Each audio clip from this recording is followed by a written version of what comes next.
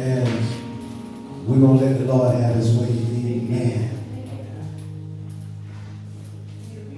Exodus chapter number 2. I'm going to pick up right there in the first verse.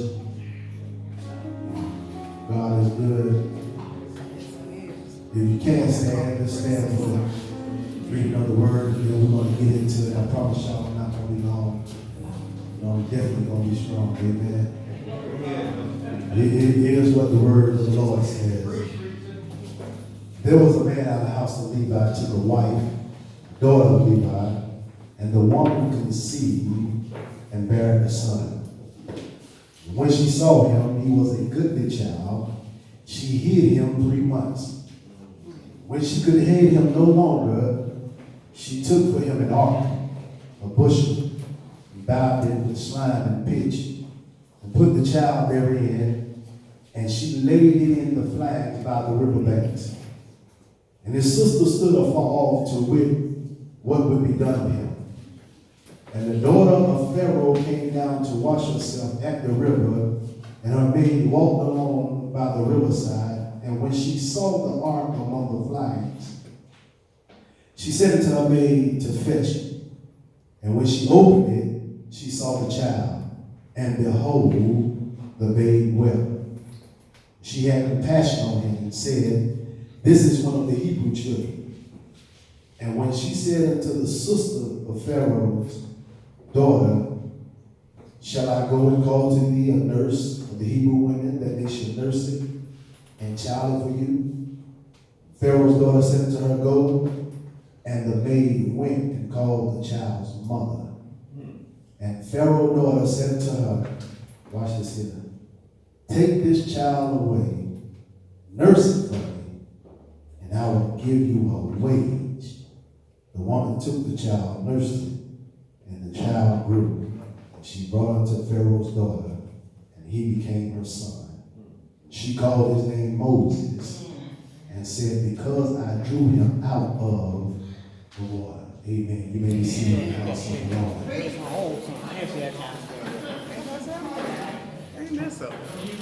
I want to use for a subject, as I attempt to just scratch the surface of this text, with this phrase, "I'm born to win." I'm born to win.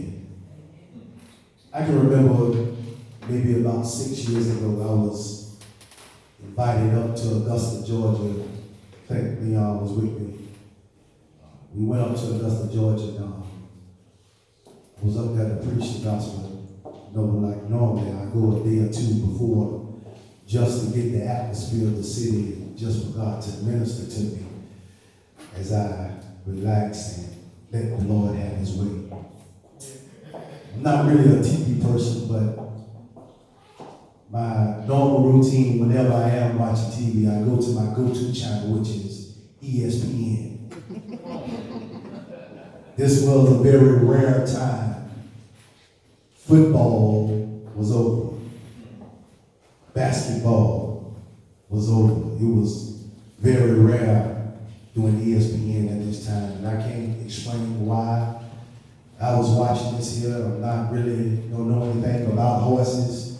Never rode a horse. Don't really care nothing about horses. But for this reason, for some particular reason, I was arrested at the pre-commentary of the Kentucky Derby.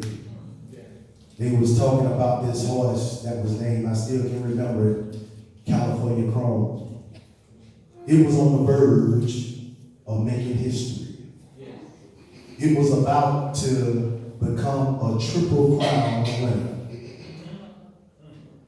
I had, know nothing about this here, so as I was listening to it, it caught my attention because it hadn't been done at this time in 36 years.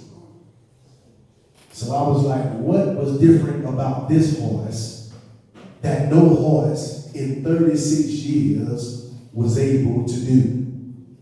I was waiting for them to tell me some type of diet that this horse was on. I was waiting to hear some type of organic grass that they was feeding this horse. I was waiting to hear about some jockey that magically any horse he got on particularly won. Or I was waiting on them to tell me the trainer of the horse was some great trainer that every horse he trained would always wind up in the winner's bracket.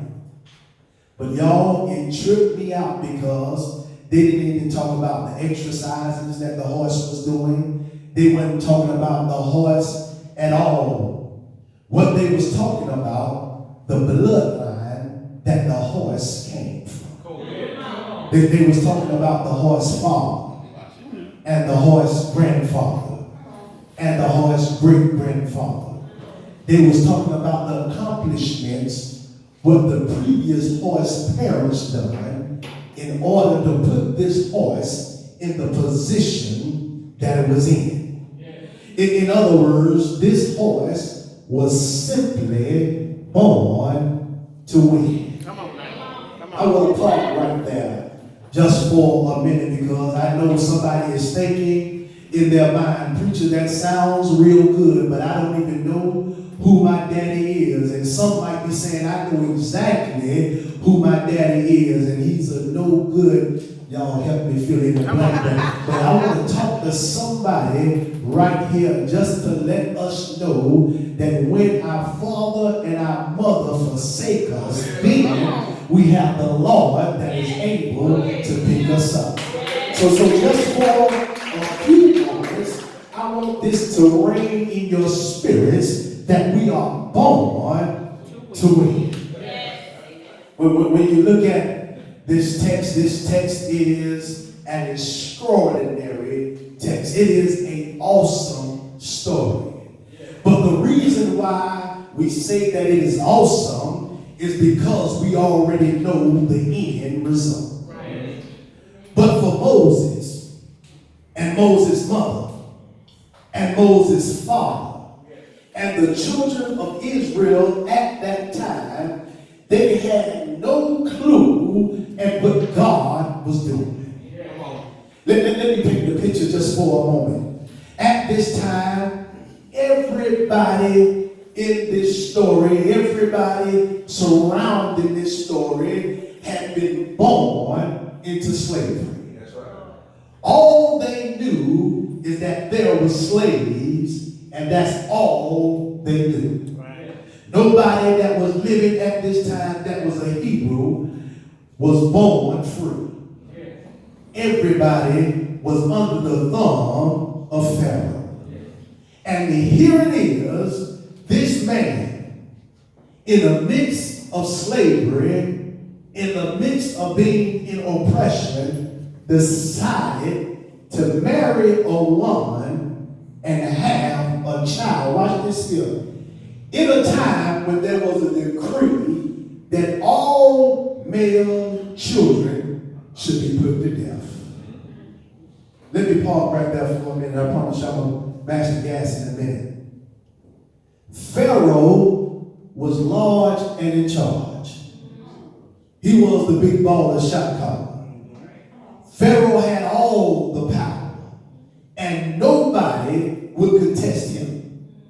And here it is, Pharaoh is worrying about baby boys being born. Not because the babies could do anything to him right now, but he knows that they have the potential to grow up and rebel against what he was doing.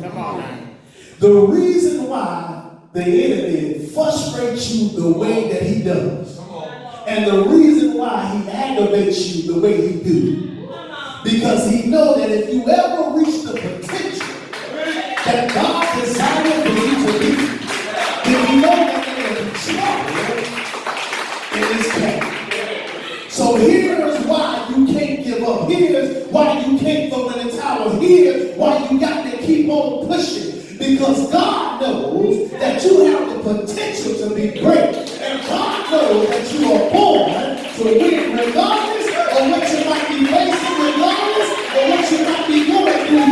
You will be victorious.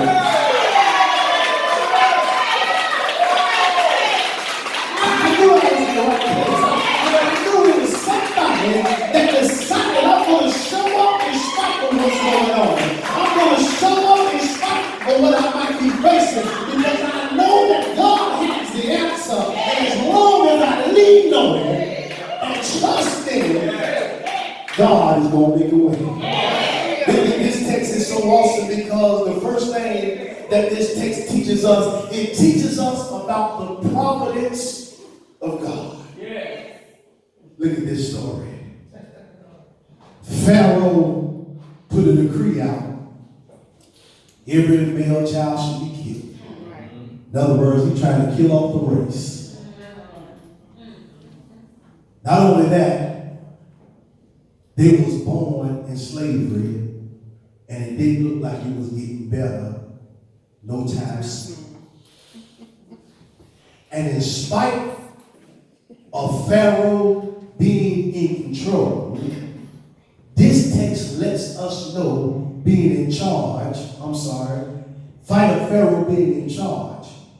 This text lets us know that God is still in control. The providence of God. Let me explain what I mean by the providence of God. Because in spite of everything that was going against Moses and his family and the Hebrew children, they didn't have a clue. God still had a plan. Come on now. And aren't you glad, even though you don't have a plan, even though you don't see it, aren't you glad that we serve a God that has a plan? Yeah. We serve a God that knows the end from the beginning. Yeah. God providence means is, although your circumstances might not be lined up, don't mean that God is not working. Right. God providence, it proves and lets us know in our lives that the older that I'm getting and the longer that I'm trusting in God. And here's what I came to the conclusion. As long as I lean and trust in God, whatever comes my way, I'm gladly receiving it. Come on. I used to be puzzled when I used to read texts like James counted out joy.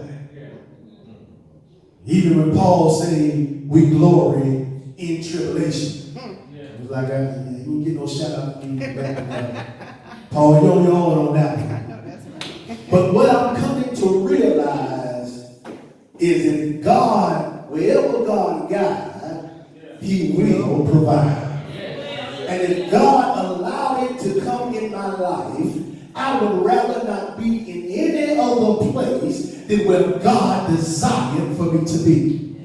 Here's the reason why. Because when you step out of God's way and step out of God's control, then you leave it up to your own devices. But when you lean and trust in God, it lets us let God has His way in our lives. And regardless of how bad it looks, God always has a plan. Come on. Here is the first thing. The first thing is God's providence lets us know that God is still in control. But although God is in control, we still have a responsibility to do while God is working. And here it is. The text says that when she conceived, she saw that he was a goodly child and decided to hide him. Text makes it clear that she hid him for 3 months. When she couldn't hide him no more, she began to build an ark. Put him in the ark, put him in the water. But here's what I want y'all to get out of this here. Is that when you do everything that you can do, then you can sit back and watch what God can do. I'm going to say that again because I don't think y'all feeling what I'm trying to tell you. When you do everything in your power that you can do. Now what I'm saying is every now and then, sometimes you can't just sit back and wait on God. Right. You're going to have to fill out the application. You're going to have to reach out for the promotion. devotion. You're going to have to reach out for the things you are seeking for God to do in your life. In other words, you're going to have to go after some things and do everything in your power what you can do, and then sit back and watch what God can do. This text teaches me something real powerful. It lets me know that things don't just happen. This text would let the novice believe that it was just by chance that Moses' mother put him in the river at the right time. It was just by chance at that time Pharaoh's daughter was sitting at the riverbank. And it was just by chance Moses' daughter, Moses' sister, was right there at the riverbank. And just by chance, Moses' sister convinced Pharaoh's daughter to call a handmaid to come and get the baby. And just by chance, instead of her going to anybody else, she went back to Moses' mother and got the mother to come and nurse her. Now, the novice would think that that just happens by chance. But I came to let somebody know today that nothing happens by chance. But everything happens because God is still in control. Can I tell you that God had this set up a long time ago? And it lets me know the reason why we can't throw in the towel is because God is still working on our behalf. Come on now. Come on. I'm going to help somebody right now, because you might be saying, I don't know, preacher, God ain't been helping me in a while. God ain't been on my side in a while. And as a matter of fact, I haven't even talked to God for myself. But can I help you out just for a minute? The reason, the fact that you are in here today is evidence that God is still on your side. The evidence that you are still breathing is the reason enough to let me know that God is on your side. You know, you said, preacher, that sounds good, but how do you know? Because John 10:10 makes it very clear that the enemy comes to kill, steal, and destroy. And nobody in here is wise enough to outwit the devil. So what it lets me know is that God still got us covered, even when we don't want to be covered. God still is keeping us, even in the midst of times when we don't want to be kept. It lets me know that God still has a plan for my life, even if I don't see it, even if I don't understand it. But the fact that I'm breathing lets me know that God has a plan for my life. So can I get some help right quick? Let me put it this way. Let everything that has breath praise ye the Lord. Watch this here. He didn't say praise him if everything is going good. He didn't say praise him if you got it going on. He didn't say praise him if you got a big house. He didn't say praise him if you got the nicest cars. He didn't say praise him if you got the best clothes. He didn't say praise him if you got everything going on. But he said as long as you got breath, you might as well praise him. Because David understood that God has a plan for your life. And the only reason the enemy hasn't took you out is because God is keeping you.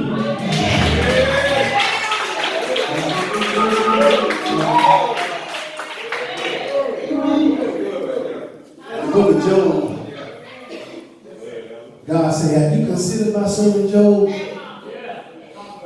Devil said, yeah, I consider it. And you got a hedge around him. That's the reason why I couldn't get to him in the first place. I've been trying to take him out. Every now and then we have to take a minute just to thank God for the things that he didn't allow to happen. Come on now. We got here safely for the accident that he didn't allow to happen. Woke us up this morning for the heart attack that he didn't allow to happen. We serve a God that's good.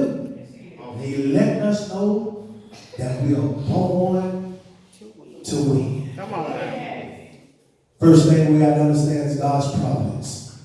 Lets us know that God is still in control. The second thing is, although God is in control, we still have a responsibility to go after those things that God has put in our hearts.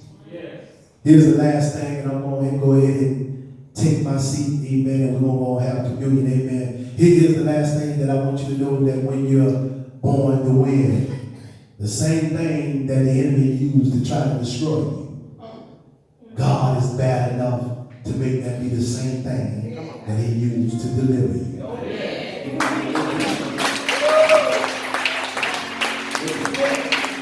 Let me say that again. The same thing that the enemy used to try to take you out will be the same thing that God used to deliver you. Here's what I mean. Jump back over to chapter number 1. The instrument that Pharaoh used to kill the Hebrew boys was drowning them in the Nile River.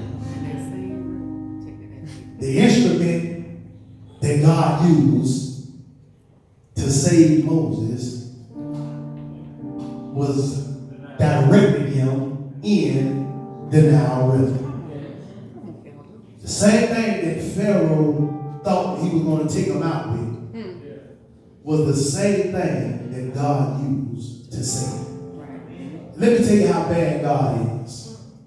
This is why you got to be careful how you treat God's people. Yes. That's why I treat everybody how I want to be treated.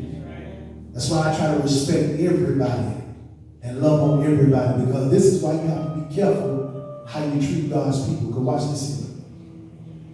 Pharaoh was the one who housed Moses. Same one I'm going to take now. He wanted him dead. Right. But he wound up growing up and living in his house. And not only so, but watch me tell you how bad God is. Watch this here. The story lets us know that Pharaoh's daughter wound up talking to Moses' mother. And she said, I want you to take care of this baby. And I'm going to pay you to do it.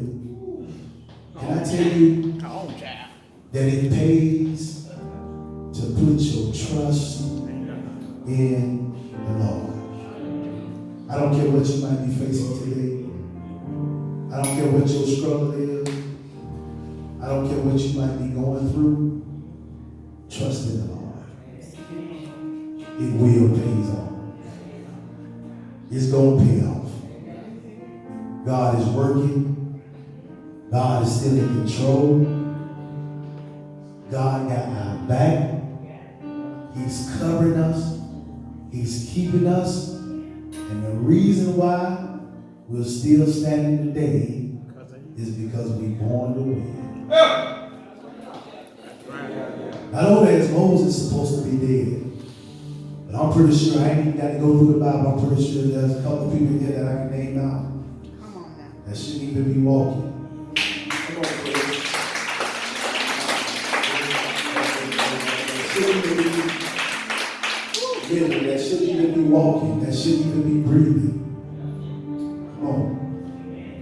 We got people that can testify that I done more drugs, that I can get high, get down and sniffing some of my clothes, get some of my clothes in my body. But I'm still here giving God the glory.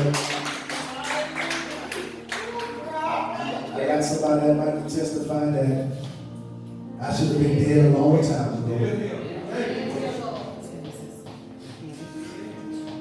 Mr. Arnold told me as we was coming, he said, the blankets was nice. But at 3 o'clock this morning, he said that blanket was like it wasn't even there. I told him, I said, it's only by God's grace and His mercy. And we're not all consumed. I just want to encourage somebody today to let you know that you're born to win. You're going to get the victory. I was looking at our website the other day, and When I went on there, that's the first thing that we see when you go on the website. You'll see a picture of downtown Jacksonville, and you'll see the caption, "Born to Win." You got a verse that's up under there, 1 John chapter 5, verse 4, that says, "He that overcometh the world, or whosoever overcometh the world, we overcome it by our faith." Don't give up on your faith. Don't give up on your hope. Keep on trusting in God. Keep on pushing. Keep on seeking. God is going to keep on delivering. Amen. Come on, let's give the Lord a hand. Amen.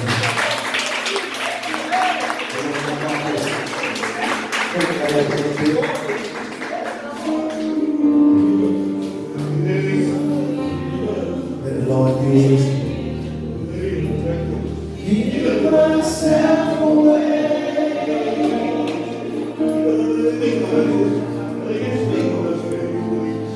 Give myself away. So you can use me. Give myself away. Anybody want to give yourself away to the Lord? Anybody want to give Him? Let the Lord have His way. So you can use me.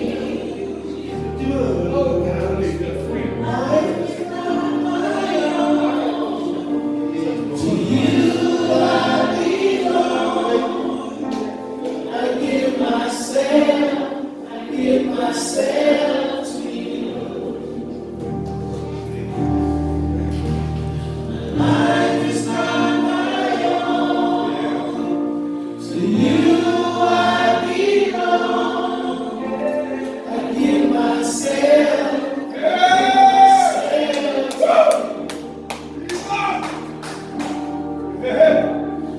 Life is not my own. To you I belong. Give myself. I give myself.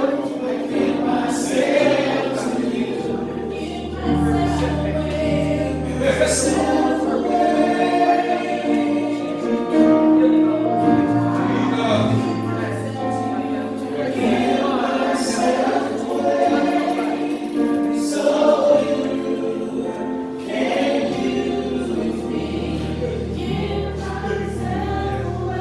I don't want to take for granted, though most of us are in here, that we know each other, we love each other, but I don't want to take for granted. Steal from this opportunity what God has done. If there's anyone that's in the house and have not made that confession, anyone that don't know the Lord as your personal Savior, we want to take this opportunity